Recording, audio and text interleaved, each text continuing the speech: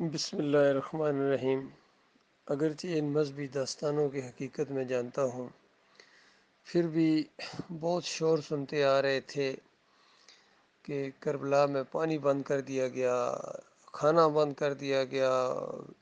بچوں اور خواتین اور کسی کو بھی چھوڑا نہیں گیا، لحاظ نہیں کیا گیا، اور اس کے سوگ میں یہ جنہوں نے خود کیا تھا ان کی اولاد عرصہ دراز سے اپنے آپ کو مارتی اور پیٹتی نظر آ رہی ہے۔ لیکن موجودہ حال جو وہاں بنا ہے فلسطینیوں کے ساتھ، وہ تو آنکھوں کے سامنے ہے، لیکن کوئی مسلم ممالک جرأت نہیں کر پا رہا ہے، اور سب تماشائی بنے ہوئے ہیں، تماشائی بنے ہوئے ہیں کوفیوں کی طرح۔ بالکل آج ان مسلمان ممالک کی جو مذہبی حقیقت ہے، شرعی حیثیت ہے، وہ بالکل کوفیوں کی طرح، جس طرح انہوں نے غداری کی تھی، دھوکہ دیا تھا نواسہ رسول صلی اللہ علیہ وآلہ وسلم کو، فریب دیا تھا، بالکل اسی طرح یہ سارے اسلامی ممالک اسلام کو، ایمان کو، عقیدے کو فریب دینے کی کوشش کر رہے ہیں، اور اللہ کی یہ بات پوری طرح ان کے اوپر فٹ آ رہی ہے۔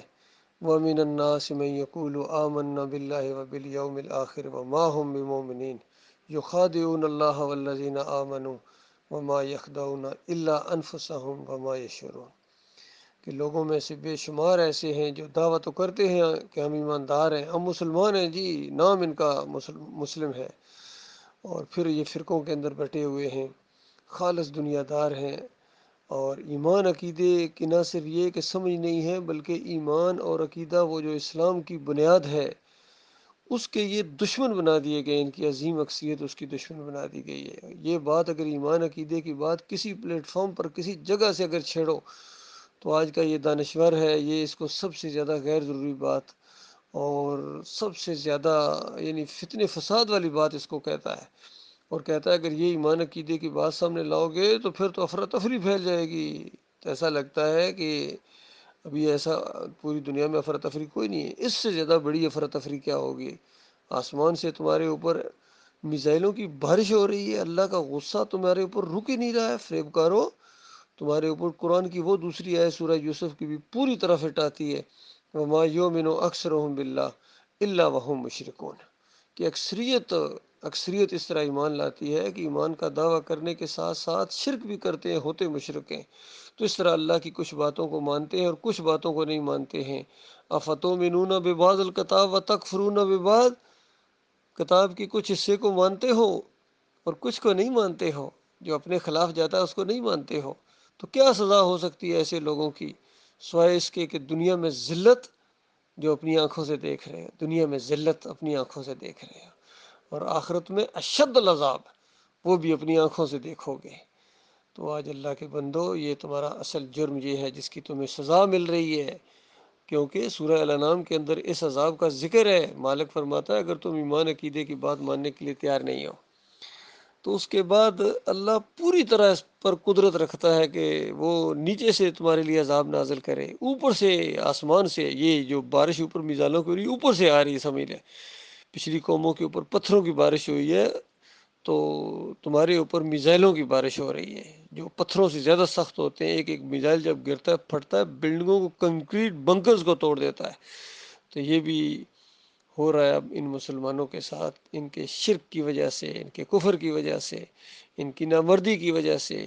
ان کی دنیا داری کی وجہ سے، ان کی فریب کاری کی وجہ سے، سارے دیکھ رہے ہیں، سارے دیکھ رہے ہیں۔ اور سب سے زیادہ اس معاملے میں غداری کی ہے ان عربوں نے، جن کے اوپر اللہ کا عذاب اب رک ہی نہیں رہا ہے، اللہ کا غصہ ان کے اوپر رک ہی نہیں رہا ہے، کیونکہ انہوں نے اللہ کے دین کے ساتھ فریب کیا ہے۔ ان کی اپنی زبان کے اندر یہ کتاب نازل ہوئی تھی،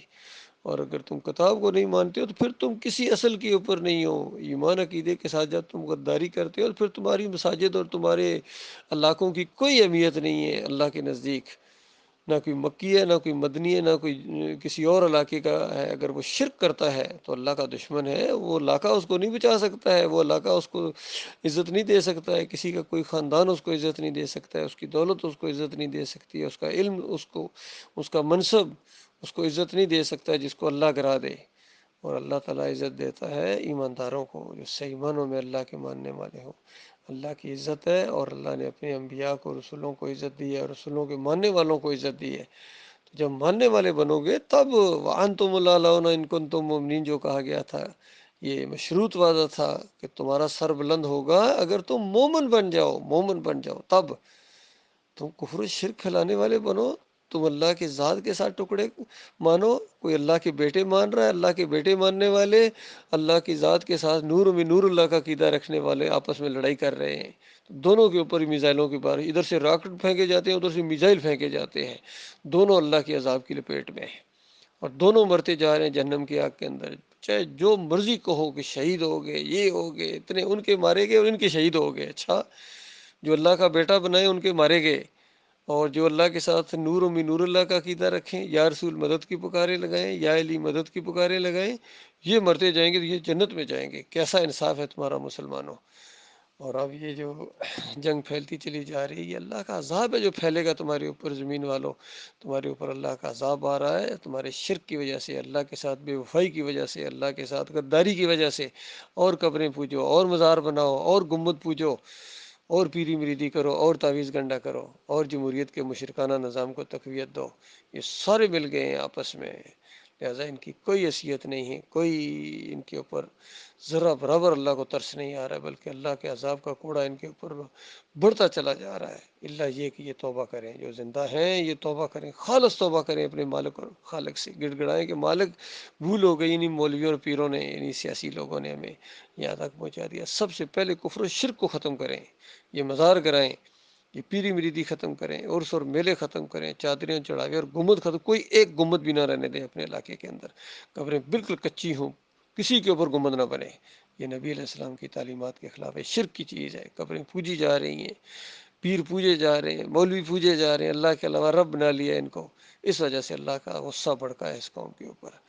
اللہ تعالیٰ غور و فکر کرنے کی توفیق عطا فرمائے۔